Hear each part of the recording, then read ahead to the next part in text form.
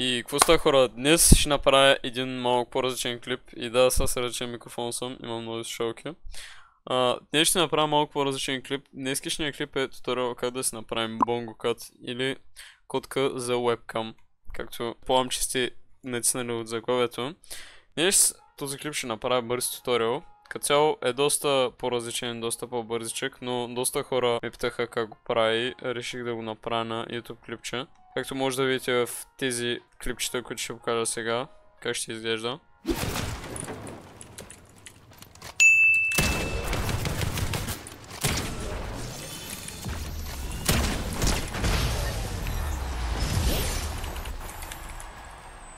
И да, нека да продължаваме с туториала.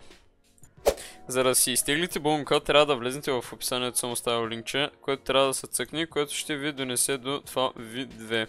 V2 ще е zip файл, който трябва да unzipнем.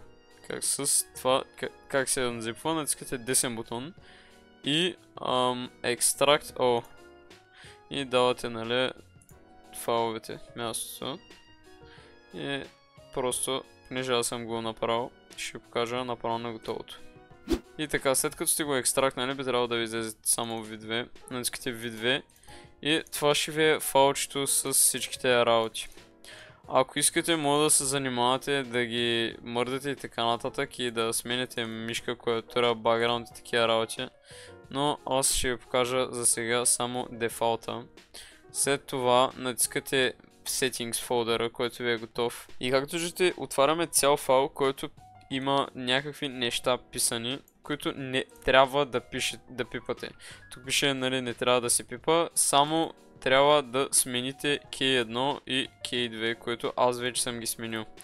И примерно сега те идват на Z и X на дефолт. Нека да ги сменим пак на Z.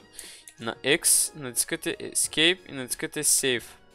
След това, като отворите с Escape, имате смяна и това е само като сте вече вътре. Ако искате, даже може да си махнете и Cluster, дето това е креатора. И с Escape сменяте таблет и мишка, както може да чуете, като натисна Z и дава надолу, пък като натисна X дава на другата страна и се получава това. И след това, друг въпрос, как да си го сложим.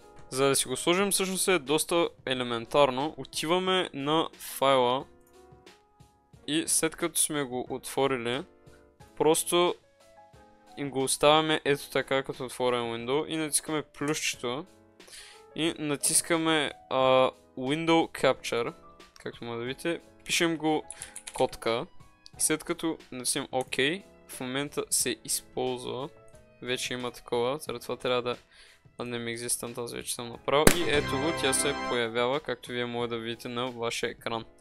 И вече, нали, когато мърдате мишката и като натискате бутоните, е абсолютно актуална.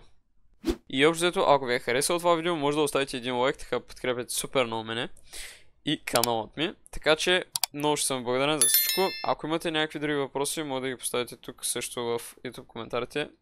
И ако апгрейднат нещо, може да сте сигурни, че ще направя part 2. Това беше от мен и ще се видим в следващия клип.